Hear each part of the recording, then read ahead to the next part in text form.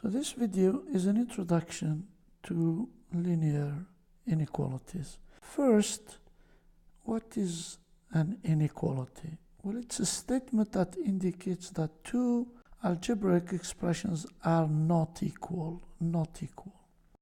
It's something that will have less than or greater than or more than, less than or equal to, or greater than or equal to. So an inequality will have one of these four signs in it.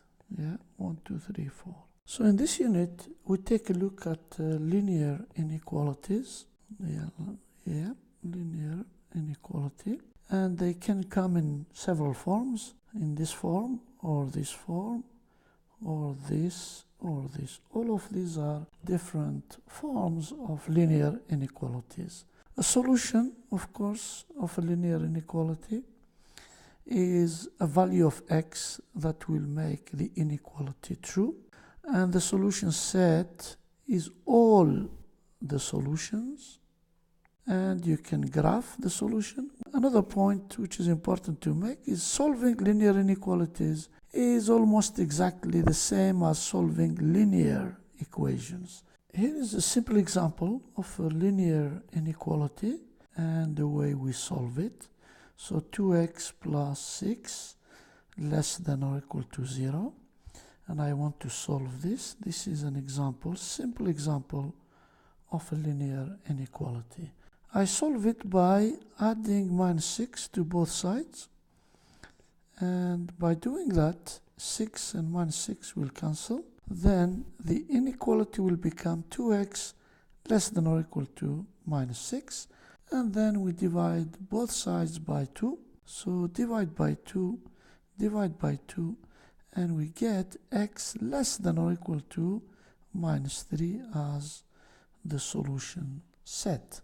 So the solution set is, I can look at it this way. Think of -3 there, and minus infinity here, infinity. X less than or equal to -3 is this interval here. So that's what we mean by graphing. You can graph the solution set.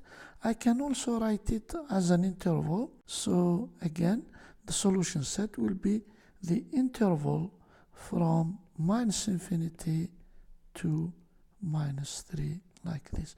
So three ways of presenting the solution.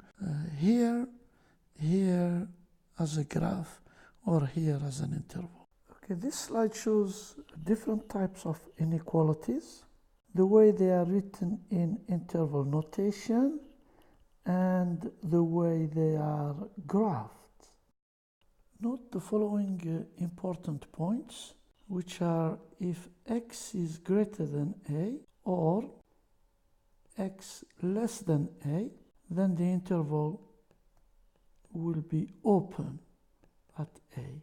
The interval is open at a. And this is happening like in this example here, open at a. This is also open. This is open. This is open. All of these intervals are open at a.